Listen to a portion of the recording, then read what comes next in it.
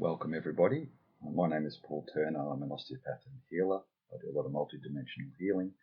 I thought I'd talk to you today about something which came to be a message which came to me back in April of 2019. Now at that time I was going through a very challenging life situation. I was going through a separation. I had very little money and very little work.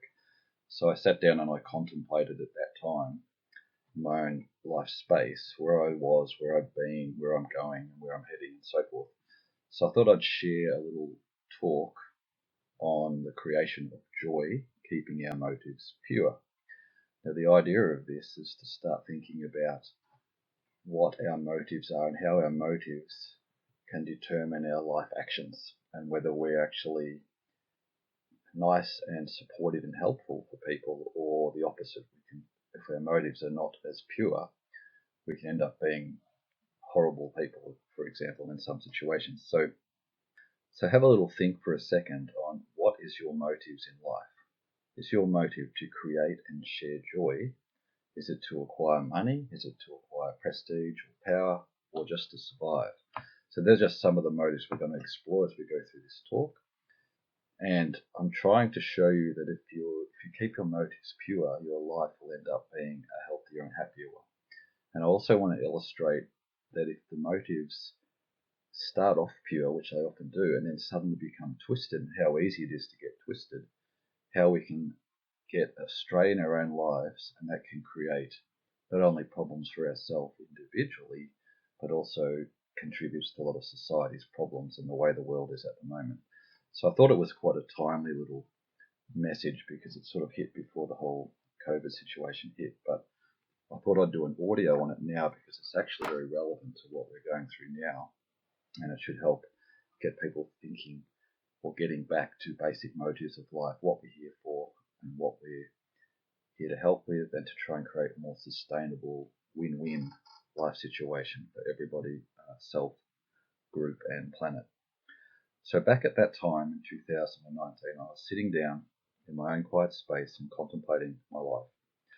One of the concerns that was limiting my creative energy at that moment was mostly about my financial situation and what I need to do to share my experiences and my realizations about healing with the world. And so my thoughts drifted naturally to the meaning of money and the motive behind our creative work. So I recalled at that time on 3 occasions when I was a student studying in my early years of practice that I had less than $1 in my bank account.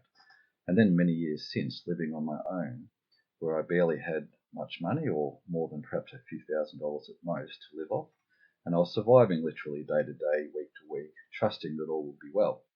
But always my basic needs were taken care of, and I really did actually have enough to learn and grow and carry out my life purpose, which involved primarily healing or educating people how to learn how to self-heal.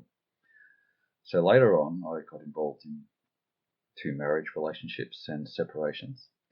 And at the moment of contemplating this message, I'd even reached a point where I was literally in the red. I was in debt because the monies I did have, I'd given to the other person to put in their account, and it was under their control, and they were, at least initially, unwilling to share it. So I was forced at that time to seek legal advice just to get a fair settlement of assets so that all parties could benefit and be happy. So I realized that all this had to do with my own personal life understanding and owning my power and learning how to share with others who have similar honesty, integrity and purpose, and not to just wastefully and unwisely give my resources to those who were going to misuse it and even abuse it. For example, the purpose was to care and share on many levels, not just physically, without allowing myself to be taken advantage of, so to speak. So I thought then, my thoughts drifted to all the countless legal situations and cases where 2 people were considered to love one another and fight it out in the courts just to get a fair settlement, when if their motive was pure, or for example, if we were interested in other person's well-being and in spreading joy rather than fulfilling selfish needs out of all proportion to reality, where one gains to the detriment of the other. If we did this, then everything could easily have been sorted out from the start without any hassle whatsoever.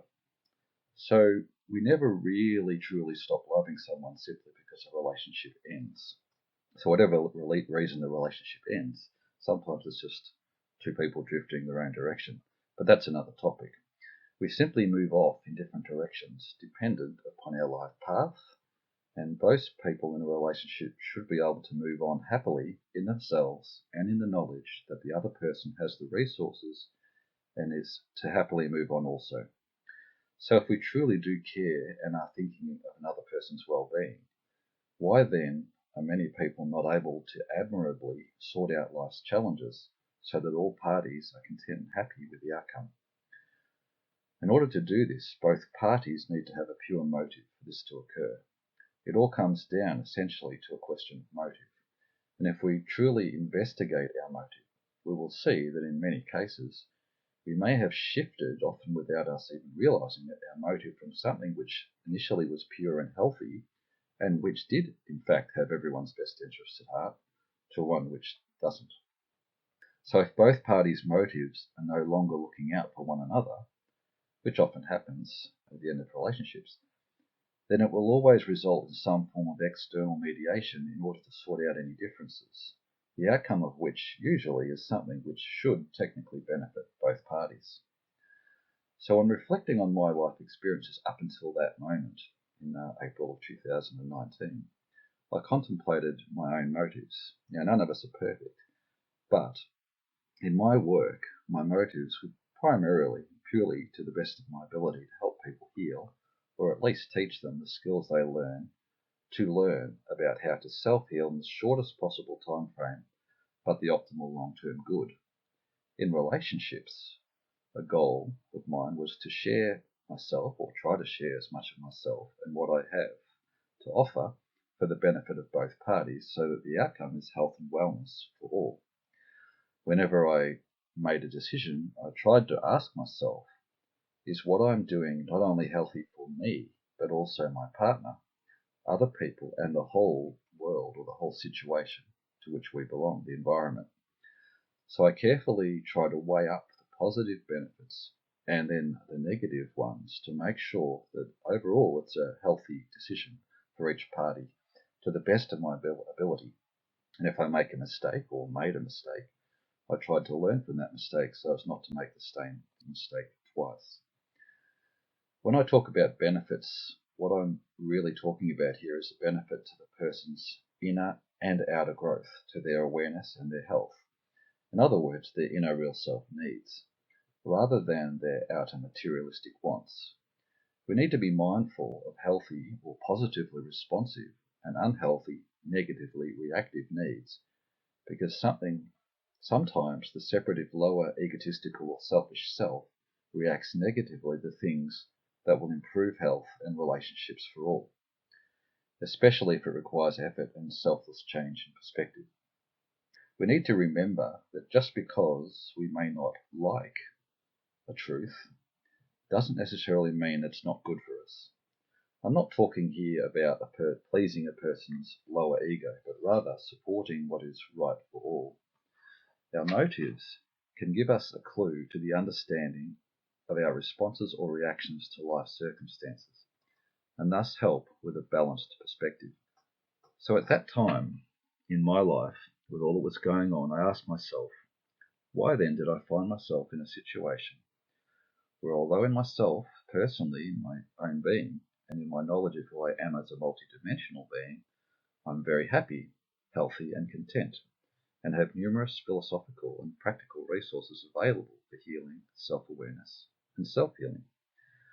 But I literally had no money, very little work, and very little motivation to charge into the world to promote myself and get life moving, and therefore make a positive difference. So I was sort of thinking about, why was I in that situation? Why was I feeling that lack of motivation? People might be quick to suggest here that I'm not perhaps good with business and with making money, but perhaps suggest that I do some marketing courses. So I have actually investigated some of this, and although I can see that the marketing strategies that are promoted out there are sound and logical and seem to fit the present economic status of the world, I realised I simply don't agree with most of them, can't operate this way. Why? It's because I don't agree with the motive behind the current materialistic and economical state of the world. I don't believe, except in a few cases, of course, it is operating from the correct motive. It occurred to me at that time on deeper contemplation that it's not the marketing strategy specifically I had issues with, it's the motive behind those strategies. It's not the money that I have issues with either, it's the motive behind its use. In science and health, it's not the scientific method that I have issue with, and the scientific principles that we learn at college, but it's the use of this method to limit and confine our skills and ability, and thus distract us from truth, rather than to set us free and expand our minds, our practical skills, and understand more truth. People in society have become so distracted with material and market forces, it seems, that the whole purpose and motive for life and living has simply been neglected, resulting in confusion and suffering. It's this misplaced motivation that I have no interest in, and this is why I have not motivation to help or otherwise get involved, if it's only to further propagate these forces. So, for example, I can't tell people to come in for numerous unnecessary treatments just to fit a business marketing model or motive, when one or two treatments suffice to either resolve the issue or to arm a person with the tools to continue to self-heal. Treat people well, and they don't need to come back very often, but this motive of truly helping helps little with financial sustainability and survivability in today's present business model and economic world. It seems contrary to the way the world runs. Yet I know I still have to interact in this world. How then do I interact in the world yet maintain honesty and integrity of purpose or motive, without sacrificing these values simply to survive, make ends meet, or to be successful? This is really the question we need to ask ourselves.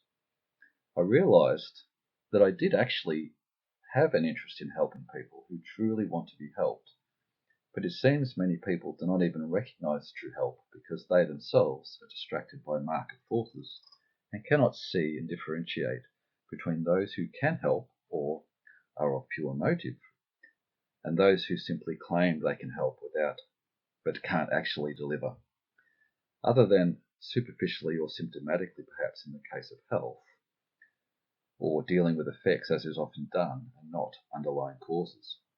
It seems many people would rather sacrifice healthy values to chase after things which bring no true joy. I therefore technically do have a motivation for, and the resources to share with anyone and everyone whose motivation is also one of joy, self-awareness, growth, and healing. But how does one compete with the marketing hype promising benefits but at exorbitant price? The simple truth seems relatively unimpressive, at least initially, that it seems to bypass people's attention as they chase what they think will help rather than what actually may help. Some marketers may say, and I've often heard this, that if you don't put a sufficiently high price on something, then we're not valuing our work. But this, I believe and feel, is a flawed concept, a complete illusion, because it's based on a motive of monetary gain and not one of true joy and sharing, as I'll demonstrate later in the talk, which, if we did not need money with which to live, would be given completely free for the benefit of all. So let us explore motives in a little bit more depth and get to the simple truth of the matter. So the first thing I wanted to talk about is the ideal, point one, creating for the simple joy of it. Now, to get into the right mindset, consider a little child when he or she is creating something out of materials that he's provided. Let's take money out of the equation altogether and imagine we live in a world where we do not live and work for money. Imagine we place before this child, who could be us, a simple lump of clay, or a paper and pencils, paints, or any other material or substance of the universe, spiritual, mental, emotional, physical, or whatever, with which he can creatively work to build into some form. What will the child do with this material? What will he create?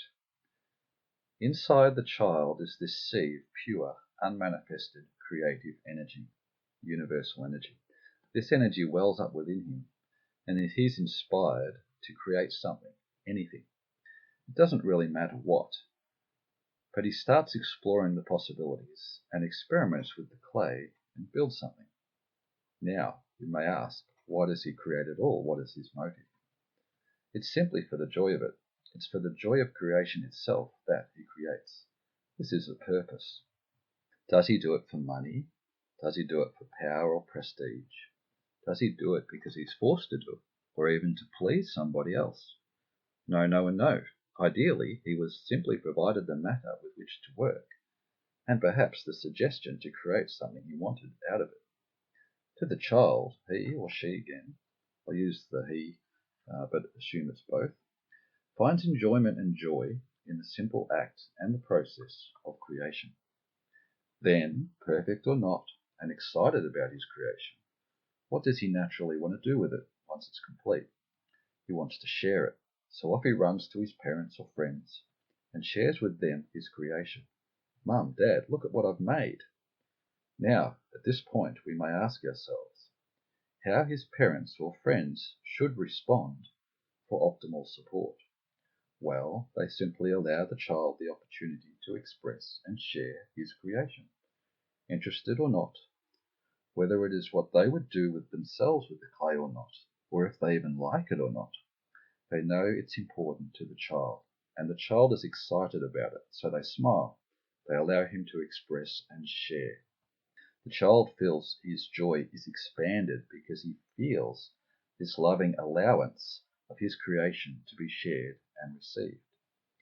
Even if the creation is not perfect, the parents and friends support him, and if they offer advice, it'll be of the positive, supportive, encouraging kind which allows further growth, expansion, and development. In other words, it's constructive advice, rather than the negative kind which shuts down the creative outflow of the child, i.e., it's destructive, which may contribute to his energy becoming stifled, bottled up, suppressed, or blocked, resulting in all sorts of self-esteem, confidence, or other issues which may later arise in life. So you're starting to sort of see how we can start to lose our confidence if we get negatively treated or responded to, reacted to. So we say, well done, great job. Or what about this? Have you thought about this? Have you tried this? Etc. You don't say, what a waste of time and effort. That's horrible. It's useless. Don't bother me. Get away. So this positive response is something which we are all capable of applying if we simply bother to try it and to practice it. And how do we do this? By keeping our motives pure, by valuing sharing and thinking about the health and well-being of others. To apply it means the receiver's motive is also one of sharing joy and is considerate to the well-being of others. We always should practice finding a way to communicate effectively for the well-being of others and be mindful of their reactions or responses for optimal health and growth. Now, I often use the word reaction and response very deliberately.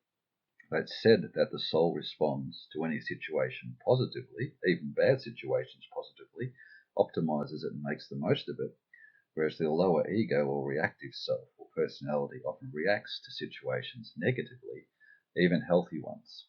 So we live in a world where quite often people react to healthy suggestions, healthy thoughts, healthy ideas, healthy things, and allow bad ones rather than the opposite, allowing health and resisting disease. So again, if you think about this, motive enters into other people's responses to the creator and the creation. Is the motive to uplift, to inspire or enhance, in which case the response from people will be supportive, constructive, and useful in advice and feedback and response, i.e., it's selfless. Or is the motive negative, harsh, cruel, and essentially selfish, which has the effect of berating the child, shutting the child down in some way, making them feel inadequate, ashamed, or otherwise horrible about it? Thus, the purest motive is to create for the sheer joy of it, and to share this joy with others to uplift and inspire. That's the first motive. Now, let's put money back into the equation, a world of money. So we're going to talk about point 2, the motive of gaining money. Or you could substitute here any other acquisitions, be they mental, emotional, or physical. So, again, enter into this world the temptation of money, or other temptations such as power, prestige, qualifications, social status, fame, even love and affection, or intellectual knowledge, and so on. All done for selfish, which means taking out acquiring interests or reasons, rather than selfless or sharing ones. Now, there's nothing wrong with any of these things, but if you look at the motive behind them, you start to be able to tell if the motive is pure or the motive is impure. And by doing this, you start to see the meaning behind people's actions, and therefore see whether they actually are trustworthy or untrustworthy, or pure or impure. So, imagine we are the creator, as the child I mentioned above is, of some creation, and someone becomes interested in our creation, be it an object, a service, an educational course, etc., and offers us some money for it. Now, in an ideal state, we're happy enough with the fact that others are enjoying our creation and want to acquire it or learn how to build it for themselves in their own lives. The fact that it makes us money matters not in the big picture, because the joy is in the creating and the sharing. It's like a gift shared with anyone who's willing to receive it. If someone offers something in exchange other than the joy of receiving the gift, that's a bonus, isn't it? Remember, from a spiritual perspective, money is simply energy, and energy in this world is meant to be shared for the welfare of all. It's simply an energy exchange. And when this is done in proportion and with right motive or intent, then all is well and all is good. So, as long as the motive remains pure, then this is all healthy and everything will work out fine. However, this is where our motive can shift ever so slightly without us ever recognizing or even recognizing it has been done. And if we allow this subtle shift, then we can be subtly distracted from our true motive to something else. In this case, our motive may shift from the joy of creating and sharing to the motive of making money. Now, this shift can be very subtle, but highly significant. If our motive shifts to making money, from one perspective, our motive shifts from one of giving to one of taking. And thus, if we are not careful, this could turn into a motive of greed. Furthermore, we may decide that our creation is worth a lot of money, and so decide to add a hefty fee to its acquisition, perhaps one not in balanced accord with a mutual fair energy exchange, where both parties are happy and one does not feel ripped off or abused. The result of this slight shift of motive may be twofold in its consequences. A, upon the creator or the supplier, and B, upon the receiver or the purchaser. Now, as said above, there's absolutely nothing wrong with receiving money for a product, because in this world where we all need money to live, we have to, at least at very minimum, meet our needs. But it must be carefully balanced so that the motive is still pure and one of sharing, and not negate the joy of giving and receiving. For example, if the price is a hefty one out of all proportion, then the motive is not one of spreading or sharing pure joy, but it's one tinged with a certain amount of taking or greed. This means now that the joyful creative energies behind the creation may not be fully there anymore, depending on how tinged it is with greed, from anywhere to 1 to 100%. If the motive shifts entirely, then essentially the creation is now an empty shell of its former self, devoid of healthy life energy. And although the purchaser acquires the creation, its energy is now somewhat depleted, gift-wrapped emptiness, so to speak, or a shift from joy creation to greed-tinged creation. At any rate, it is no longer vitalized and as pure as it once was, because the joy is now tinged with greed and the desire to make money, a mixture perhaps of both. You may notice in many endeavours when I used to notice on volunteer rides and horse rides and bike rides, if someone takes over the business and it goes from one of caring and something which is fun and healthy and happy for people to one where it's one about greed and making money, you may notice that the atmosphere changes dramatically and people no longer enjoy it because that secret ingredient is missing. That's why people feel less inspired, less motivated, and something's missing from that event that used to be there. I used to notice it as a child too. When I was a little child going to fairs, I was always really excited and inspired. But as an adult, you start to see that the people at the fairs behind the rides and selling things, a lot of them are very lacking in energy and motive and whatnot, in pure motive. Therefore, the whole atmosphere starts to shift. So if we get back to our story, the creator may righteously justify their fee by saying something like this: look, you have a beautiful creation with which to use. You should thank me. It's worth every penny. It seems like a lot, but you will benefit from its value. In essence, the product is no longer able to speak for itself, as it is, and now has to be sold and bargained for. People now have to be manipulated into buying it, whether they sometimes even want it or not. Does this sound familiar in the modern day marketing world for commodities and goods? To the receiver, it is as if the joyful creation now has to be bought at a price and therefore is tinged with poison. If the receiver is struggling to survive, then they may acquire the object or service, but at a cost too heavy to bear. So yes, perhaps they get some benefit from the product, but attached to it may also be some internal resentment at having to part with so much to acquire it, and which resentment may eat away at them over time, added to by other similar taking or abusive experiences until the bottled up resentment manifests as a health issue. Purchasing of said object now has become a chore or a burden rather than a blessing, thus diminishing their inspiration from it, perhaps, if they allow themselves to take this negativity on. So rather than a mutual exchange of energy, i.e. a conservation and transfer of energy, a give-give exercise, it's now a give-take exercise where one benefits to the detriment of the other, as in the legal case example mentioned earlier in my introduction.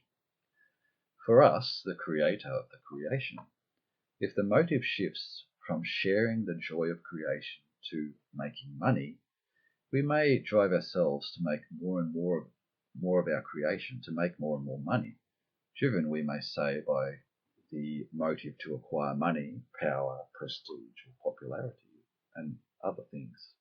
Endlessly repeating the same process day by day, week by week, year by year, until one day we realize we're in a repetitive rut.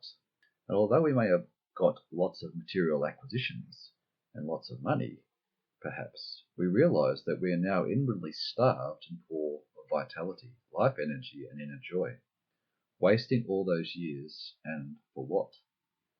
The end result is lack of vitality and creative energy due to lack of pure motive, and perhaps the confusion of realizing that I have all this money, so how and where did I go wrong? To the extreme, this is the process that results in bleeding of the many of their life energies for the gain of the one or the few, which is the basis of selfishness. Again, does this sound familiar? For example, every year inflation, which we are assured is a good thing, raises costs, and as a consequence, everyone puts their prices up more also. In effect, although our individual paycheck is more, we are paying more for everything else, many commodities all risen collectively in price. And thus the individual rise is not enough to cover the difference. So we have more apparent money, but it is less effective in its spending. Thus the rich get richer and the poor poorer. People drop under the comfortable survivability line, and the stress of keeping up takes its toll. People are told this is all good, it's for the growth of the economy. But the practical reality doesn't quite add up, except for those who can capitalize on it, being so-called successful businesses, or businessmen or women, who have perhaps acquired money for money's sake, whilst simultaneously bleeding consumers who need the creations but cannot continue to afford them. This is a result of confused motive, which claims that it has the interests of the people at heart and doesn't even realize that it is these very confused motives that are creating more depletion, more lack, and increasing stress to survive. Now, I realize here that not all big businesses have confused their motives, and some have managed to maintain their integrity and their honesty. And they look after their employers, their patrons, their customers. They basically look after everybody. But I suspect that many, many businesses and the people running them have subtly or even obviously have a motive driven by pure greed or the need for acquisitions, many in the name of doing apparent good. And they may still do some good, but it's, as I said, tinged with some selfishness. So this moves us on to point 3. This is a motive of survival. Okay, this is one I thought that would be very interesting, and a lot of people would probably fit into this category. So consider now the third category of people, a third option in this material world in which we live. Consider a person well-meaning and desiring to create and share joy, but due to the pressures of surviving in the world, has not the resources to do what he or she loves to do, as described above, where material forces have contributed to a go-go-go world where everyone is running around like headless chooks, acquiring more money, more degrees, more knowledge, and the list goes on, and judging their successes by their material acquisitions at any cost, rather than in the sharing and spreading of joy, health, and wellness, and so forth, at an affordable cost for the well-being of all. Motive is now shifted from creating and sharing joy to a motive of survival. In order to make ends meet, this person has to go out and find work, perhaps something that holds no joy for them, simply to bring in money and survive. This person takes a job that may not allow the expression of his or her creative urge, one in which other people tell him or her what to do and how to do it, exchanging some money in exchange for his services, for the purpose of making the owners of the businesses more money so they can enjoy the privileges of life, while he or she herself barely can make ends meet. Again, I speak not of businesses operating on a pure motive and which overflow their abundance upon and with everybody within that business and around it. These healthy businesses are good to work for and do provide a healthy environment. And because they allow people to contribute their own creative urge to the collective purpose, they all feel like they're part of something and they're all contributing to something. And that's what inspires them to stay in that work and to enjoy that work. And some of you may have had experiences with bosses like that, where it's literally this exciting to go to work, but not a chore. To the person whose motive is survival, working a job which limits his creative urge may often result in resentment or depletion, lack of motivation and life energy, and so on. The life energy is bent towards survival rather than thriving, and in this state, is it any wonder that there is so much social, psychological, and physical illness? Life is a meaningless existence where there is no hope, no purpose, no fulfillment.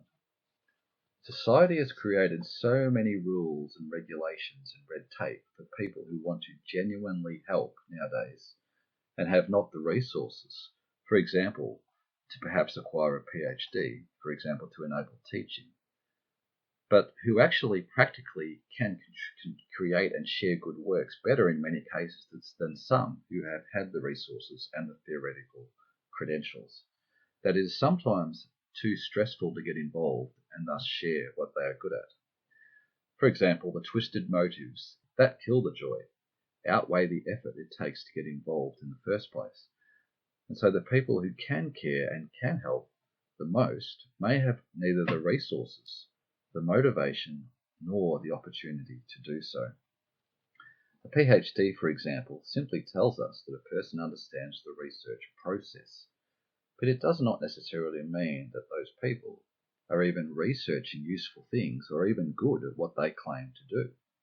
If, for example, someone is trying to research a universal or theoretical truth, but has no theoretical or practical understanding of it themselves and has no idea how to do research upon it correctly, and therefore they test it perhaps using inaccurate methodology, this then may have the effect of either misleading or misdirecting people away from a potentially useful truth, twisting it somewhat, the truth, to fit an inaccurate interpretation, or even an outright denial of a truth altogether. So we have to be careful with scientific research that we are using the correct motive, we're following the actual principles, and we're investigating the unknown to render it known. We're not just using it to limit and confine, but to expand and create more awareness. Some scientists are exceptionally pure in their motive and thus contribute useful works, but many are likewise skewed in motive and are producing works which only add to the confusion and may even limit constructive growth, claiming more often than not that because they can't measure something and there is not the research evidence to back it up, that something which may in fact be useful does not exist at all and therefore is not a truth, despite all common sense to the contrary, to the many who apply it successfully in their day-to-day work and practices. Again, in all of these systems, it comes down to motive. The motive of a pure scientist, from one perspective, is to render the unknown more known, and thus to increase the education and growth of the masses. But there's still much we do not know, and even much we do not know from our history and philosophy of life that is useful and may not yet be adequately researched by those with the capability to actually do so. Regardless, if we investigate motives, we can catch out the pure from the impure, and perhaps be able to observe life a little more clearly. Lines are easily crossed, and everything we create can be used wisely to expand and enhance our awareness, or unwisely to limit and confine. It's all a matter of perspective. To understand the root of the difficulty means we can more easily correct things without being distracted and becoming lost. In a world of creating for joy, everything we do leads to abundance. We are self-sufficient and we simply share so everyone can benefit. Yet in the world in which we now live, even in the so-called free countries, we could perhaps say relatively free with conditions, it is getting harder and harder to be self-sufficient. To survive on one's own land and resources, for example, everybody wants a cut of the profit and the action. Take, for example, a farmer who may have to pay the government for the privilege of using his own water, such as bore water. God forbid if someone can manage to survive on his own without being entangled in the economic system at this time. I liken this process to a fruit tree analogy. One tree should create an abundance of fruit for many families who share its resources in an ideal world. But nowadays, a greedy businessman comes along, rapes the tree of all its fruit for personal gain, starving perhaps the families who previously survived upon that fruit, and then selling it back to the same families at a cost, all in the name of economic growth. The abundance, therefore, benefits the few whilst draining the many. Motive is give a little, take a lot. For example, it is selfish and impure. This is not a fair energy exchange benefiting all, in my opinion. Thus, if the motive is material acquisitions or survival, both will lead to either an over or underactive state, one in which there is a ceaseless drive and pressure for more without sufficient rest and joy to fuel the journey, thus resulting in overwork, stress, overload, and eventually collapse and fatigue. or one of depletion, of damming up, of bottling and stifling the life energies or the creative forces. Society then suffers the consequence of this misuse, abuse, and damming up of these life energies, resulting in potentially many of the chronic health issues and life stresses with which we face today. They are in essence the consequence of an over or underuse, abuse, misuse of our own creative energies, life energies. All of this occurs because of a forgetting of our basic motivation in life, the joy of creating and sharing of our own joyous creations for the benefit and the uplift of others.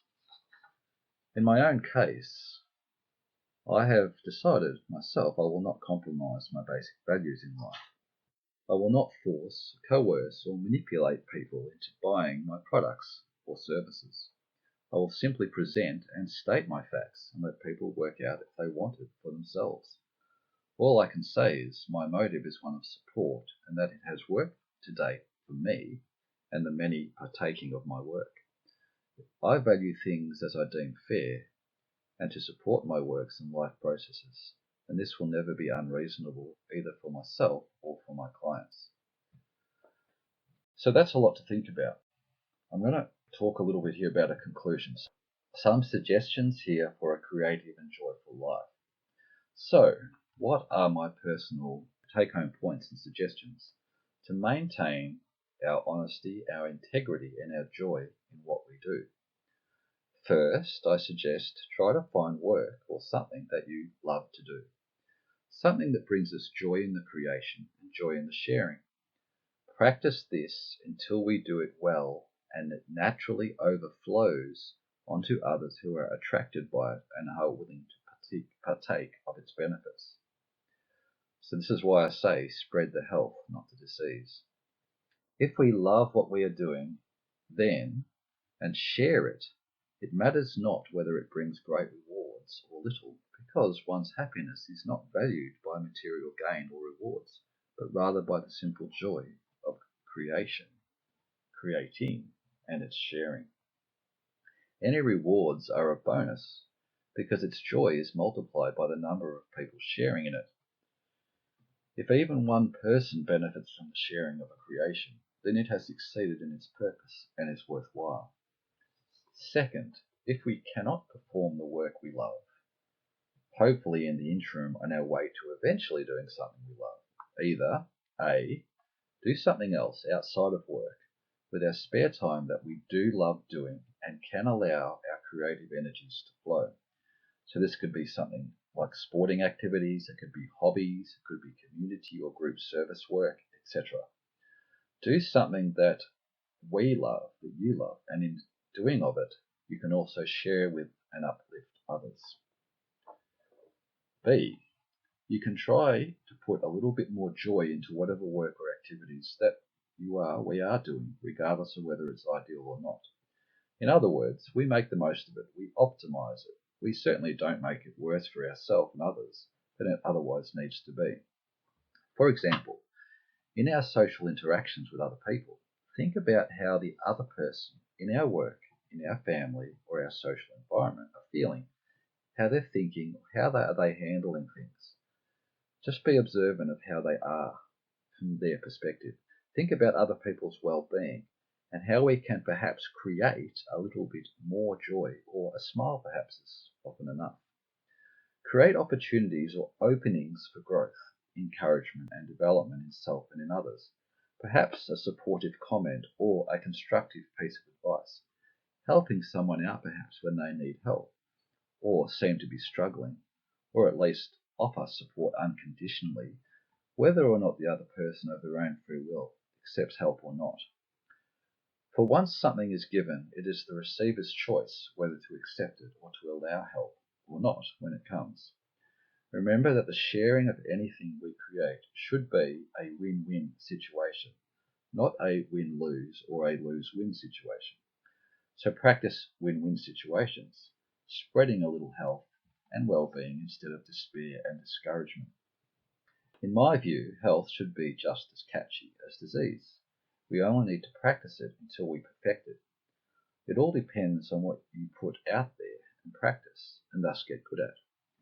Fear or love, anger or peace, error or truth, confusion or clarity, destruction or construction of truth, love, selfish benefit or mutual benefit, etc.